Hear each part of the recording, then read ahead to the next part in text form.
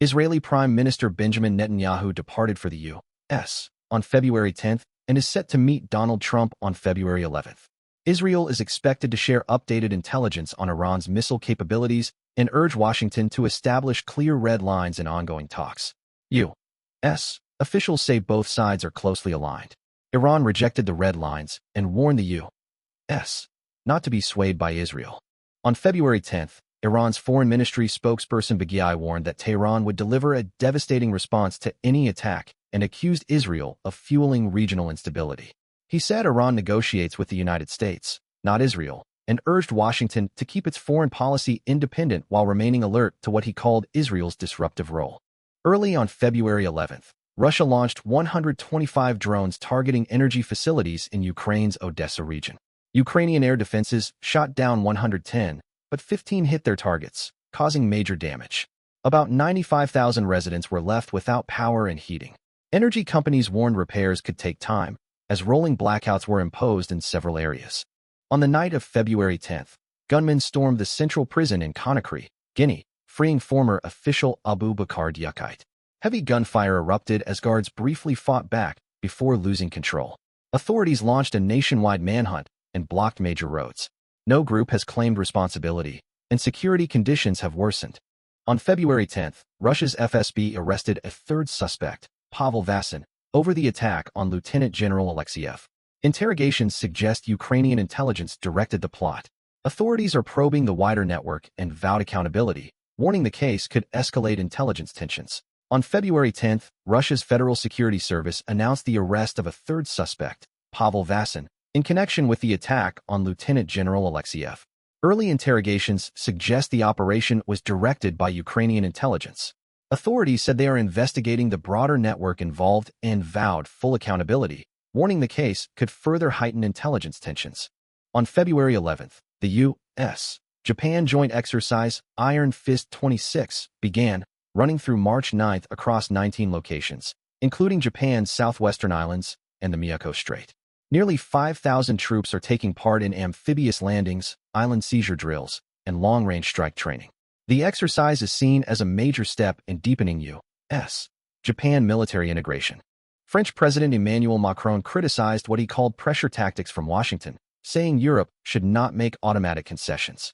In a joint media interview, he warned U.S. pressure could persist and urged European nations to safeguard strategic autonomy.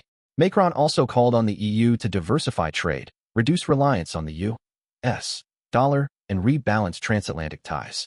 During his U.S. visit, Israeli Prime Minister Benjamin Netanyahu met senior officials to discuss Iran's nuclear program and regional security. Israel said any deal must curb Iran's missile development and proxy support. The U.S. reaffirmed it will not allow Iran to obtain nuclear weapons. Both sides signaled alignment, aiming to shape ongoing indirect talks with Tehran. Egypt, Jordan, the UAE, and several Arab nations issued a joint statement condemning Israel's expansion of West Bank settlements.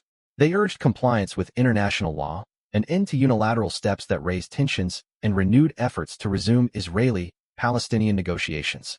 The move signals growing regional concern and mounting diplomatic pressure. A small passenger plane carrying 12 people was reportedly shot at from the ground, causing it to crash. 2 pilots were killed, and 10 others remain missing. Indonesian military and police secured the area and launched a search and rescue operation. Authorities are investigating the source of the attack, with details still under verification. On February 11th at 2 p.m. local time, Iran's foreign ministry outlined its stance on indirect talks with the U.S., saying they must be held exclusively in Oman and rejecting any venue change. Tehran welcomed mediation by Qatar and Saudi Arabia, but stressed the process must stay independent and free of third-party interference, pledging orderly negotiations. At 3 p.m. on February 11th, Israeli Prime Minister Benjamin Netanyahu met Donald Trump in Washington to discuss Iran's nuclear program and efforts toward a Gaza ceasefire.